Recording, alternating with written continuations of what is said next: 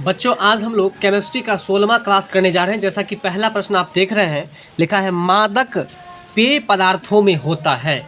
सबसे पहले हम लोग जानेंगे कि मादक क्या होता है। मादक मतलब नशीला पदार्थ। मादक मतलब नशीला पदार्थ। मादक मतलब जो मन को अंधा कर दे, मतलब मन को क्या कर दे, अंधा कर दे। मतलब आप जो है सो बड़ा छोटा किसी को नहीं देखेंगे, है ना, सामने वाला क्या है नहीं है कुछ भी नहीं देखेंगे आप, मतलब कुछ से कुछ बोल देंगे। मन को मतंग कर देता है, उस पदार्थ को हम लोग क्या कहते हैं, मादक पदार्थ। तो मादक पदार्थ मतलब नशीला पदार्थ। ठीक है, लिखा है कि मादक पेय पदार्थ। तो मादक पेय पदार्थ का मतलब ऐसा पदार्थ जो नशा उत्पन्न करे। बताइए मादक पेय पदार्थ का मतलब जो नशा उत्पन्न करे। देखिए पेय का मतलब क्या हुआ, पीना। पीने वाला। पेय का मतलब देखिए मादक मतलब नशीला, ठीक है ना, और पेय मतलब पीने वाला, और पदार्थ का मतलब तो जानते हैं आप पदार्थ। तो बताइए यह कैसा नशीला पदार्थ है, मतलब पीने वाला है। कैसा भाई, पीने वाला जी। तो मादक पेय पदार्थ में क्या होता है, तो देखिए आपको पहले से ही पता है कि अल्कोहल का मतलब क्या होता है, ये पहले से पता है। एक और जोड़ लीजिए आप लोग, इथाइल। क्या जोड़ लीजिएगा, इथाइल। आप दोनों को कंबाइंड करके बोलिएगा, इथाइल अल्कोहल। बिल्कुल।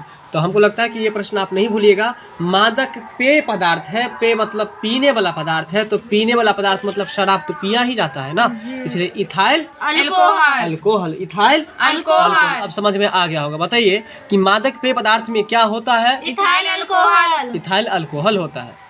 अब आपका अगला प्रश्न है, किसी तत्व, और ये पीछे भी हो चुका है, आप लोग देखिएगा मत। किसी तत्व का जो गुणधर्म निर्धारित किया जाता है किसके आधार पर, परमाणु क्रमांक। ठीक है, परमाणु क्रमांक के आधार पर तत्व के गुणों को प्रदर्शित किया जाता है या निर्धारित किया जाता है।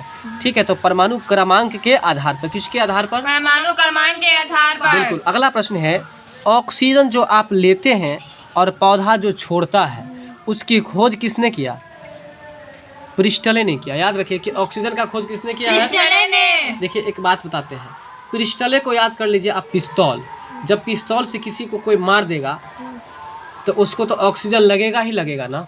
मेरा बात समझे कि नहीं समझे आप लोग, नहीं समझ में आया भाई साहब। जब किसी का तबीयत खराब हो जाता है तो ऑक्सीजन लगता है ना।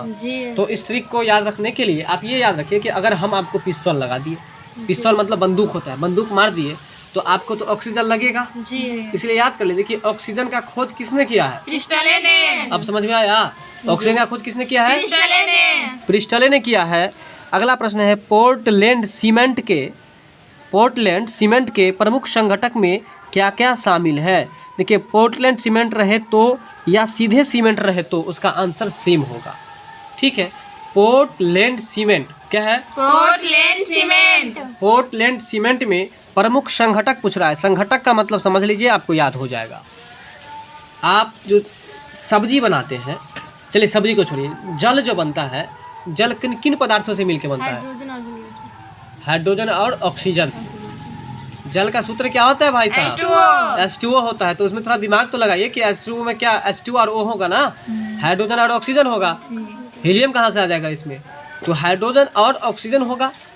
तो जिससे मिलके बना होता है ना, उसी पदार्थ, उसी को कहता है संघटक। क्या कहता है, संघटक। तो अगर आपसे पूछे कि बताइए कि सीमेंट जो है किन किन चीज़ों से मिलके बना है, तो आप आंसर दीजिएगा। एक है आपको लाइम, बोलिएगा जरा, लाइम का मतलब समझे, लाइम का मतलब हम बैक के क्लास में ही पढ़ाए थे, कल पढ़े थे सेलेक्ट लाइम। तो लाइम का मतलब हिंदी में बताए थे, बुझा हुआ चूना, बताए थे कि नहीं बताए थे, जिसका सूत्र क्या था, CaOH2। तो लाइम का मतलब चूना पत्थर, यानी कि चूना। दूसरा है आपको सिलिका। देखिए आप सीमेंट को कभी भी आप सील करके ही देखिएगा रखता होगा सब, अगर सील करके नहीं रखेगा तो क्या होता है पता है, जम जाता है। दूसरा है आपको एलुमिना।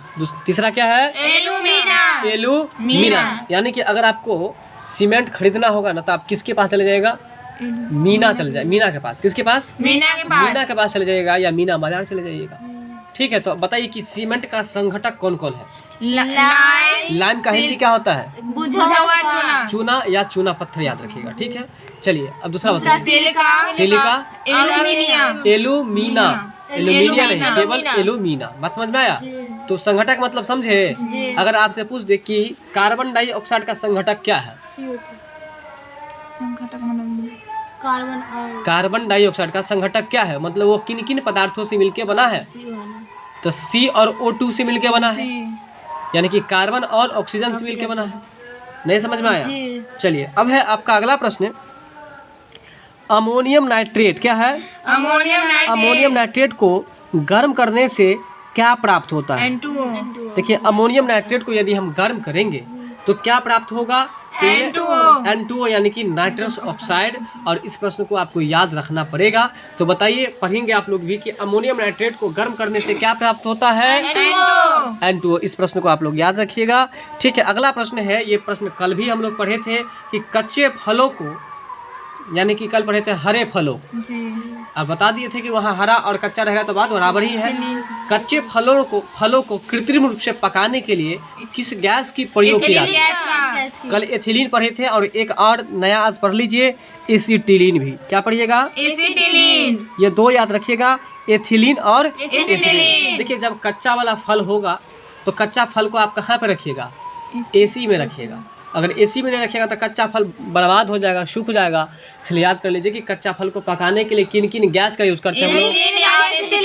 एथिलीन और एसिटिलीन। Very good. अगला प्रश्न है, संगमरमर और संगमरमर की रासायनिक संरचना पूछा जा रहा है। तो संगमरमर का जो रासायनिक आपको संरचना है, रासायनिक सूत्र है, रासायनिक नाम जो है वो क्या है? Calcium carbonate. हम आपको चर्चा किए थे, जब भी कार्बोनेट लगा हो प्रश्न में CO3 लास्ट में तो CO3 मारिएगा, सल्फेट लगा हो SO4 मारिएगा।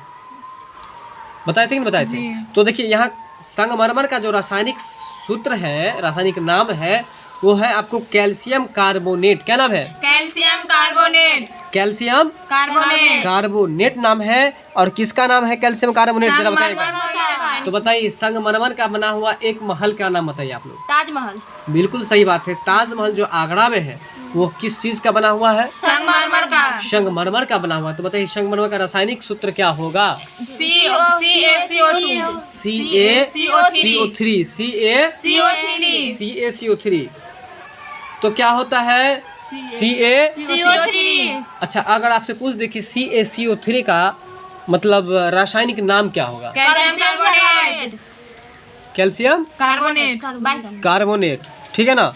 देखिए Ca से कैल्शियम होता है, CO3 रहेगा तो कार्बोनेट ही ना होगा।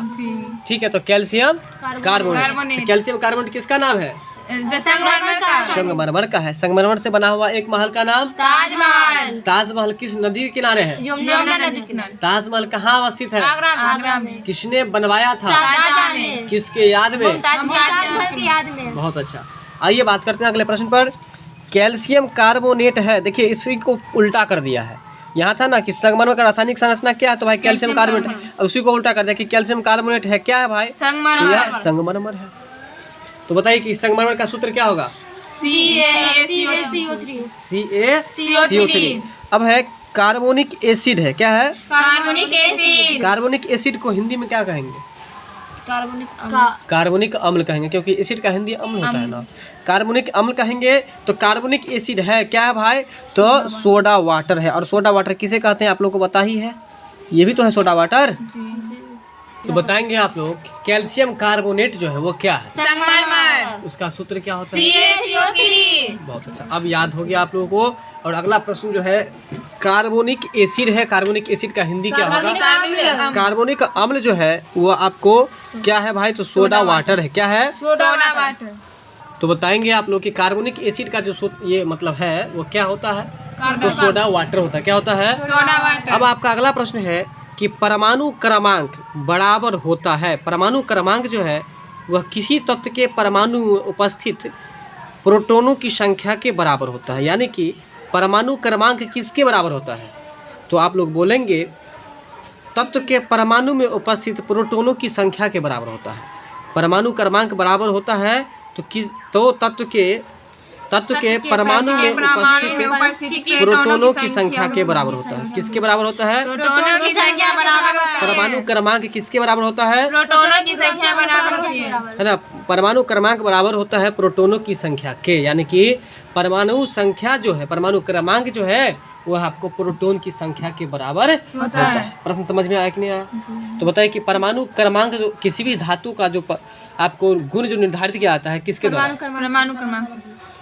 अगला प्रश्न है कास्टिक सोडा, जिसका सूत्र क्या होता है बताइए आप लोग? NaOH। कास्टिक सोडा का क्या होता है? NaOH। बिलियन, बिलियन का मतलब घोल। शोषण करेगा, कास्टिक सोडा किसका शोषण करेगा? CO2 का। CO2 का। CO2 का मतलब कार्बन डाइऑक्साइड। Carbon dioxide. तो देखिए कार्बन डाइऑक्साइड में क्या से मिलकर बना है? C और O2। ठीक है, तो कास्टिक सोडा बिलियन शोषण करेगा, कास्टिक सोडा बिलियन शोषण करेगा मतलब किसको शोषण करेगा? CO2 का। CO2 का करेगा। ठीक है, तो इस प्रश्न को भी आप लोग याद रखेंगे। अब है कास्टी सोडा लिख दिया है जो कि कास्टिक होता। कास्टिक सोडा का रासायनिक नाम क्या है? Sodium sodium hydroxide. सोडियम का सूत्र क्या होता है? संकेत, इसलिए देखिए Na है, और हाइड्रोक्साइड जो होता है वहाँ पर OH लगता है। तो याद रखिएगा कि कास्टिक सोडा का सूत्र क्या होता है? NaOH। वही उसी को लिख दिया रासायनिक नाम। तो रासायनिक नाम क्या है भाई? तो सोडियम हाइड्रोक्साइड है।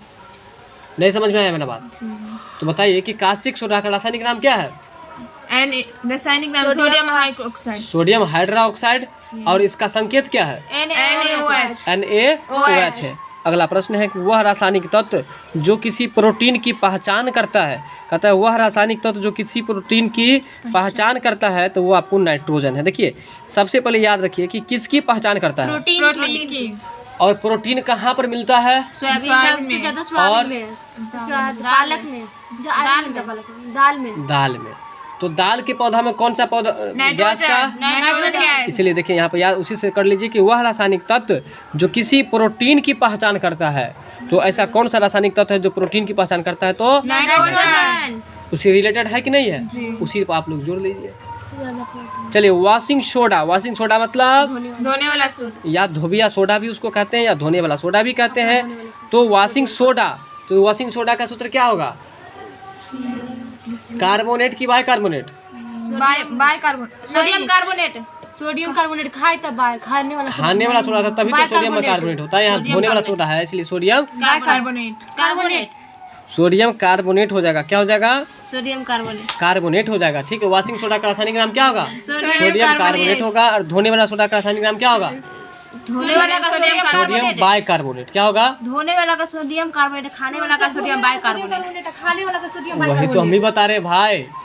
वॉशिंग सोडा को सोडियम कार्बोनेट और खाने वाला को सोडियम बाइकार्बोनेट। अगला प्रश्न है बारी का चूना प्राप्त करते हैं हम लोग। बारी का जो चूना प्राप्त करते हैं वो आपको कैसे? कैल्शियम में सल्फ्यूरिक अम्ल को मिलाने से। मतलब बारी का चूना जो हम लोग प्राप्त कर सकते हैं वो बारी का चूना कहाँ से प्राप्त कर सकते हैं भाई? कैल्शियम में सल्फ्यूरिक अम्ल मिलाकर।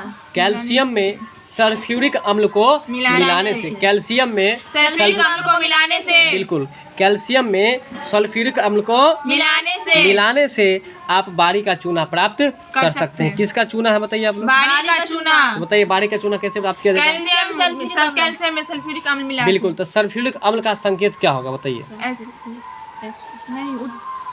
H2SO4। क्या होता है? H2SO4। तो बताइए बारी का चूना जो प्राप्त करेंगे उसमें दो चीज होगा। कैल्शियम में, कैल्शियम का संकेत क्या होगा? Ca होगा। क्या होगा? Ca होगा। और उसमें क्या मिला देंगे? H2SO4 मिलाएंगे। नहीं तो सल्फ्यूरिक अम्ल का संकेत सूत्र क्या हो गया? H2SO4 मिलाने से क्या बन जाएगा? बारी का चूना। क्या बन जाएगा? बारी का चूना। तो बताइए बारी का चूना बनाने के लिए क्या क्या चीज मिला होगा? कैल्शियम और सल्फ्यूरिक अम्ल को मिलाकर। कैल्शियम और सल्फ्यूरिक अम्ल को मिलाने से। सल्फ्यूरिक अम्ल का सूत्र क्या होगा? H2SO4। कैल्शियम का क्या होगा? कौन सा चीज बना रहे हैं अभी हम लोग? बारी का चूना। एक बार पुनः बता दीजिए कि क्या क्या चीज की जरूरत होगी? कैल्शियम और सल्फ्यूरिक अम्ल को और सल्फ्यूरिक अम्ल को मिलाने से बारी का चूना बन जाएगा। तो बताइए कि वॉशिंग सोडा का रासायनिक नाम क्या है? Sodium carbonate. और खाने वाला सोडा का? Sodium bicarbonate. अब जो आपका अगला प्रश्न है वो है आपको साधारण कार्बन स्टील है। क्या लिखा हुआ है? साधारण कार्बन स्टील। साधारण कार्बन स्टील में आपको क्या होते हैं? ये साधारण कार्बन स्टील है। देखिए, और पीछे क्लास में जो हम लोग पढ़े थे वो हार्ड स्टील था। सही बात बोले आप। क्या पढ़े थे बताइए? Hard steel. तो हार्ड स्टील में अगर कार्बन की मात्रा पूछेगा तो वो 1.5 से 2%। ये हम लोग बैक की क्लास में पढ़े थे। आज का जो प्रश्न है साधारण कार्बन स्टील, तो साधारण कार्बन स्टील में जो होता है वो आपको क्या क्या होता है, उसमें कार्बन और लोहा होता है। क्या होता है? कार्बन तथा लोहा। तो बताइए साधारण कार्बन स्टील में क्या सब होता है? लोहा कार्बन कार्बन और लोहा होता है। ठीक है, तो अब ये बताइए कि कार्बन का संकेत क्या होता है सी और लोहा का संकेत Fe। Fe होता है। अगर आपसे पूछ दे कि लोहा का लैटिन नाम क्या होता है? फेरस होता है। क्या होता है? फेरस। फेरस। इसलिए किसी किसी संकेत का नाम आप देखिएगा कि बिल्कुल अलग रहता है। जैसे सोडियम का क्या रहता है? तो आप सोचते होंगे कि सोडियम है तो एस से होगा ना, लेकिन ये है क्या चीज़ से? Na। मतलब ये Na जो है ये आपको उसका लैटिन नाम है उस पर रख दिया है। जैसे किसी बच्चा का नाम रखते हैं आप, किसी को अपने बाप पर जोड़ के रख देते हैं, किसी को अपने माँ पे जोड़ के रख देते हैं, किसी को अपने दादा पर जोड़ के रखते हैं। तो वही बात है, किसी तत्व का नाम उसके खुद वर्ड पर है तो किसी तत्व का नाम उसके लैटिन नाम पर है। तो जिसका लैटिन नाम है वो उससे थोड़ा अलग हो जाता है। बात समझ में आ रहा है? तो अगला प्रश्न है इलेक्ट्रोप्लेटिंग। क्या है? इलेक्ट्रोप्लेटिंग। इलेक्ट्रोप्लेटिंग है। इलेक्ट्रोप्लेटिंग काम नहीं आता है जंग से धातु को बचाने में। इलेक्ट्रोप्लेटिंग जो है वो आपको काम नहीं आता है। बताइए। जंग से धातु को बचाने में। तो इस प्रश्न को पढ़ना ही नहीं है, पर चूंकि यहाँ पर नहीं वाला बात है इसलिए इस प्रश्न को छोड़ दीजिए। बाई ऑप्शन सॉल्व होगा। इस प्रश्न को कट कर दीजिएगा। कैलोरी मान कौन सा मान है? कैलोरी मान। कैलोरी मान अधिकतम है। किसका मान अधिकतम है भाई? कैलोरी मान तो का। हाइड्रोजन का कैलोरी मान जो है वह आपको अधिकतम है। हाइड्रोजन का जो कैलोरी मान है वो क्या है? अधिकतम है। अधिकतम है। अब आपका अगला प्रश्न है, ये प्रश्न बैक की क्लास में बहुत पहले पढ़ाया हुआ था। क्वांटम सिद्धांत हुआ था कि नहीं हुआ था? तो क्वांटम सिद्धांत के प्रतिपादक या क्वांटम सिद्धांत देने वाला कौन था? तो ये था आपको प्लांक। कौन था? प्लांक। कौन सा सिद्धांत है? चलिए, तो क्वांटम सिद्धांत जो है इसका प्रतिपादन किसने किया है? प्लांक ने किया है। ठीक है, तो आप लोग याद रखेंगे कौन है? प्लांक है। आपका अगला प्रश्न है कि कौन सी गैस ओजोन परत के ह्रास के लिए उत्तरदायी है? मेरे प्रश्न को समझिए, मतलब ओजोन परत के ह्रास होने के लिए उत्तरदायी है, मतलब किस गैस के कारण से ओजोन परत में छेद होने वाला है? आप CFC नहीं है? CFC। तो CFC का फुल फॉर्म क्या होता है? Chloro fluorocarbon. तो कौन सी गैस ओजोन परत के ह्रास के लिए उत्तरदायी है? क्लोरोफ्लोरोकार्बन। क्लोरो है ना, फ्लोरोकार्बन है, जिसको हम लोग क्या बोलते हैं? CFC बोलते हैं। ठीक है, तो अगला प्रश्न है पर नाइट्रिक अम्ल है। कौन सा अम्ल है? नाइट्रिक अम्ल। पर नाइट्रिक अम्ल का सूत्र क्या है? देखिए आप लोगों के बीच एक नया प्रश्न आया है, पर नाइट्रिक अम्ल, और इसका सूत्र है HNO4। देखिए पर नाइट्रिक अम्ल है, क्या है? पर नाइट्रिक अम्ल। देखिए पर नाइट्रिक अम्ल है। अगला प्रश्न है पृथ्वी के ऊपरी हाँ, तो ये प्रश्न समझ गए ना पर नाइट्रिक अम्ल का क्या होता है? पर नाइट्रिक अम्ल का बताइए तो। HNO4 ये पर नाइट्रिक अम्ल का आपको सूत्र है। अगला प्रश्न है कि पृथ्वी के ऊपरी पपड़ी मतलब बताएंगे आप लोग? परत होता है। पपड़ी मतलब क्या होता है? परत। जैसे आप लोग पापड़ खाते हैं ना, तो पापड़ भी एक परत ही होता है ना। जिस समय पापड़ कभी आप लोग खुद से बनाए हैं कि नहीं बनाए हैं? नहीं बनाए हैं। दनौरी बना है, तो वो दनौरी में देखिए जब डालते हैं आप तो परत ही बन जाता है ना। आलू के चिप्स। हाँ बिल्कुल, चिप्स के जैसे। तो वही बात है कि पपड़ी मतलब परत होता है, याद रखिएगा। तो पृथ्वी के ऊपरी पपड़ी में सबसे अधिक उपलब्ध तत्व कौन सा है? जरा ध्यान दीजिए, आपको आता है पृथ्वी के ऊपरी परत में। पृथ्वी के ऊपरी परत में आपको सबसे अधिक जो तत्व है वो कौन सा है? तो ऑक्सीजन है। और ऑक्सीजन यदि नहीं हो तो हम लोग जीवित रह पाएंगे क्या? नहीं। तो इसलिए देखिए पृथ्वी का ऊपरी परत का रहा है, तो पृथ्वी का पपड़ी मतलब ये पृथ्वी की ऊपरी परत पर कौन सा गैस अधिक रहता है? ऑक्सीजन। ऑक्सीजन का सूत्र क्या होगा? O2। बहुत अच्छा। ऑक्सीजन में क्या मिला देंगे तो जल बन जाएगा? H2। H2 नहीं, H मिला देंगे, बिल्कुल H2O होता है। अगला प्रश्न है फिनोल। क्या है? फिनोल। फिनोल का जिंक पाउडर के साथ, किसके साथ? जिंक पाउडर के साथ। जिंक पाउडर के साथ आसमन करने पर, आसमन का मतलब क्या होता है बताइए आप लोग? फिनोल का जिंक पाउडर के साथ आसवन करने पर क्या प्राप्त होता है? बेंजीन। बेंजीन। तो याद रखेंगे आप लोग और इस प्रश्न को 2-4 बार फटाफट से पढ़ेंगे, है ना। फिनोल का जिंक पाउडर के साथ आसवन करने पर, फिनोल का है ना, फिनोल का जिंक पाउडर के साथ आसवन करने पर, है ना, बिल्कुल, फिनोल का जिंक पाउडर के साथ आसवन करने पर क्या प्राप्त होता है? तो बेंजीन प्राप्त होता है। तो फिनोल का जिंक पाउडर के साथ आसवन करने पर क्या प्राप्त होगा? बेंजीन। बेंजीन प्राप्त होगा। चलिए, तो फिनोल का जिंक पाउडर के साथ आसवन करने पर क्या प्राप्त होता है? तो बेंजीन प्राप्त होता है। अब यहाँ एक प्रश्न यहाँ पर ये बन रहा है कि आसवन का मतलब क्या होता है? तो याद रखिएगा कि आसवन का मतलब होता है अलग करना। अलग करने की एक विधि का नाम क्या है? आसवन विधि। ठीक है। दूसरा है कि बेंजीन जो है, इस बेंजीन का सूत्र क्या होता है बताइए आप लोग? C6H6 होता है। तो बताइए कि किसको किसके साथ आसवन कराया जा रहा है? बेंजीन। फिनोल को बेंजीन के- जिंक पाउडर के साथ। किसको किसके साथ? फिनोल को जिंक पाउडर के साथ। फिनोल को जिंक पाउडर के साथ आपको क्या कराया जा रहा है? आसवन कराया जा रहा है। और उसके बाद जो प्राप्त होता है, क्या प्राप्त होता है? बेंजीन। बेंजीन का संकेत क्या होता है? C6H6 होता है। अब बताएंगे आप लोग एक परमाणविक गैस का नाम बताइए। एक परमाणु गैस। कल पढ़े थे हीलियम। हीलियम। एक परमाणु गैस का नाम क्या है? हीलियम। हीलियम है। अगला प्रश्न है, अक्रिय गैस परमाणुओं के सबसे बाहरी कक्ष में अक्रिय गैस परमाणुओं के, कैसी परमाणु है भाई? अक्रिय गैस परमाणुओं के सबसे बाहरी कक्ष में, कक्ष मतलब कक्षा में कितने इलेक्ट्रॉन होते हैं? 8। तो देखिए, अक्रिय गैस जो होगा ना, याद रखिए, अक्रिय गैस जो होता है, अक्रिय गैस परमाणुओं के बाहरी कक्षा में, कहाँ पर? बाहरी कक्षा सबसे बाहरी कक्षा में आपको कितने इलेक्ट्रॉन होते हैं भाई? 8 इलेक्ट्रॉन होते हैं। तो बताइए, इलेक्ट्रॉन का खोज किसने किया था? इलेक्ट्रॉन का थॉमसन ने। प्रोटॉन का किसने किया था? रदरफोर्ड ने। रदरफोर्ड ने। और इसका न्यूट्रॉन का जेम्स चैडविक ने किया था। बताइए, सबसे कठोर पदार्थ कौन सा है? हीरा। सबसे कठोर पदार्थ अगर कहे तो आपको क्या होता है? हीरा। हीरा हो जाता है। क्या हो जाता है? हीरा। और बताइए, हीरा किसका अपरूप है? हीरा कार्बन का। हीरा कार्बन का अपरूप है। हीरा किसका अपरूप है? कार्बन का। कार्बन का अपरूप है। अगला प्रश्न है, एक परमाणु और एक समस्थानिक के मध्य क्या समान नहीं है? जरा ध्यान दीजिए, एक परमाणु और एक समस्थानिक के मध्य, मध्य मतलब बीच, क्या समान नहीं है?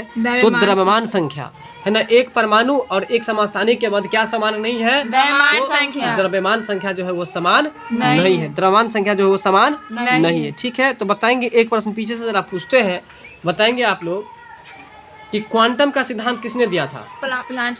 मैक्स प्लांक ने। किसने दिया था? मैक्स प्लांक ने।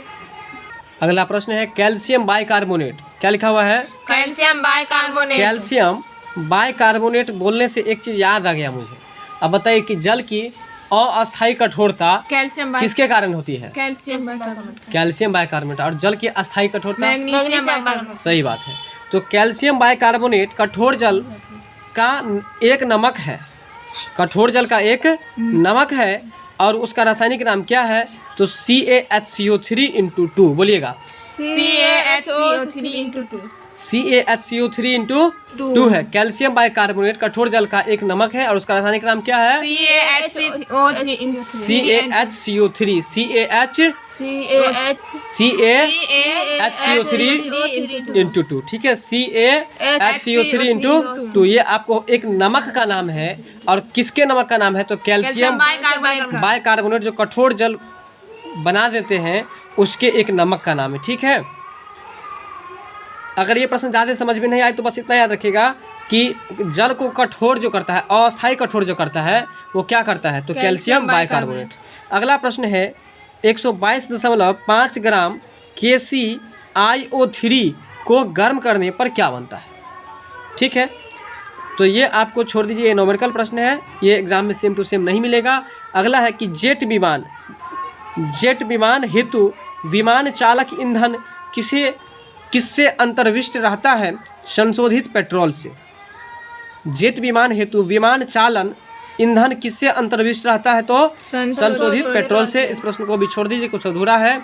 देखिए, C और O2 मिला के क्या बनेगा? CO2 मिलेगा। और यह कैसी अभिक्रिया है? यह एक ऊष्माक्षेपी अभिक्रिया है। याद रखिएगा, C+O2 यानी कि कार्बन डाइऑक्साइड जो बनता है वो कैसी अभिक्रिया है? ऊष्माक्षेपी अभिक्रिया है। ठीक है। CO2 जो बनता है वो कौन सी अभिक्रिया है? उष्माक्षेपी प्रतिक्रिया। उष्माक्षेपी अभिक्रिया है। अगला प्रश्न है कि विद्युत बल्ब में कौन सी गैस रहती है? तो अक्रिय गैस रहती है और नाइट्रोजन रहती है। बताइए विद्युत बल्ब में कौन सी गैस रहती है? अक्रिय गैस या नाइट्रोजन। यानी कि विद्युत बल्ब में कितने गैस रहते हैं? दो। 2 गैस, एक अक्रिय गैस होते हैं एक नाइट्रोजन। और एक बात बताइए, नाइट्रोजन को तो याद रखना बहुत ही आसान है क्योंकि बल्ब आप कब जलाइएगा? नाइट में। इसलिए नाइट से हो जाएगा आपको नाइट्रोजन। भाई बल्ब नाइट में जलाएंगे इसलिए नाइट्रोजन, तो इसलिए विद्युत बल्ब में कौन सी गैस रहती है? अक्रिय गैस और नाइट्रोजन। देखिए नाइट में अगर आप बल्ब नहीं जलाएगा तो कोई भी क्रिया नहीं कर पाइएगा।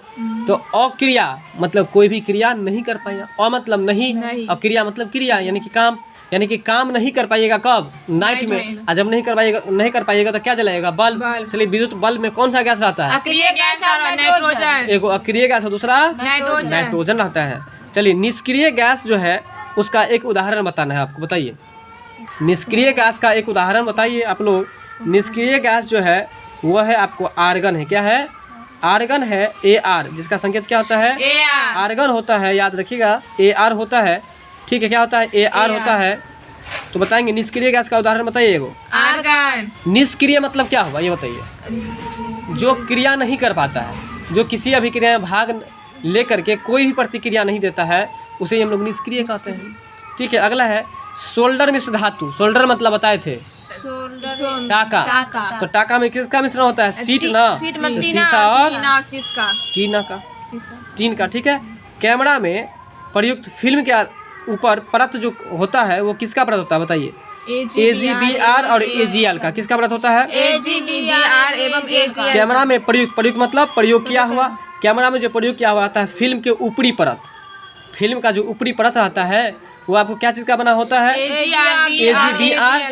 बोलिए AGBR और AGL। फिर से बोलिए AGBR और AGL। बिल्कुल AGBR और AGL। तो आज का हमारा लास्ट प्रश्न है कि कैमरा का जो ऊपरी परत होता है वो किसका बना होता है? AGBR और AGL का। AGBR और AGL का। अब बताइए कि C+O2 मिलने से क्या बनता है? उसमें क्षेपी प्रतिक्रिया नहीं बनता क्या है? CO2 बनता है। तो CO2 कैसी अभिक्रिया है? उसमें क्षेपी अभिक्रिया है। अब बताएंगे आप लोग कि मादक पेय पदार्थ में क्या होता है? Ethyl alcohol. ठीक है, अब ये बताइए कि ऑक्सीजन का खोज किसने किया है? ऑक्सीजन का इसमें ऑक्सीजन प्रिस्टले ने किया है। किसने किया है? प्रिस्टले ने। अगला प्रश्न है कि सीमेंट का प्रमुख संघटक कौन कौन सा है? बताइए। लाइम है, लाइम, सिलिका और एल्यूमिना है। तो बताएंगे आप लोग कि कास्टिक सोडा का रासायनिक नाम क्या होता है? पहले संकेत याद होगा तो आपको उसका रासायनिक नाम भी याद आ जाएगा। बताइए। कास्टिक सोडा का हो जाएगा आपको NaOH और NaOH से याद कीजिए। Na से क्या होता है? Sodium hydroxide. अब बताइए कि कार्बोनिक एसिड जो है वो क्या है? सोडा वाटर है। क्या है? Soda water. अच्छा, परमाणु क्रमांक किसके बराबर होता है? देखिए प से परमाणु क्रमांक और प से प्रोटोनों की संख्या के बराबर। ठीक है, तो बताइए पर नाइट्रिक अम्ल का सूत्र क्या होगा? HNO4। क्या होगा? HNO4। अच्छा, अब बताइए HNO4 इसका है फिनोल का जिंक पाउडर के साथ आसमन करने पर क्या प्राप्त होता है? बेंजीन। और बेंजीन का सूत्र क्या होता है? अब बताइए कि निष्क्रिय गैस कौन सा है? निष्क्रिय गैस जो कोई प्रतिक्रिया नहीं देता है? आर्गन। क्या है? आर्गन है। अच्छा बताइए कि कैमरा में प्रयुक्त फिल्म के ऊपर में कौन सी परत होती है? AGBR और AGL। बहुत अच्छा। ठीक है, आज का सेशन यही लास्ट होता है। वीडियो अच्छी लगी हो तो लाइक शेयर सब्सक्राइब जरूर कीजिएगा।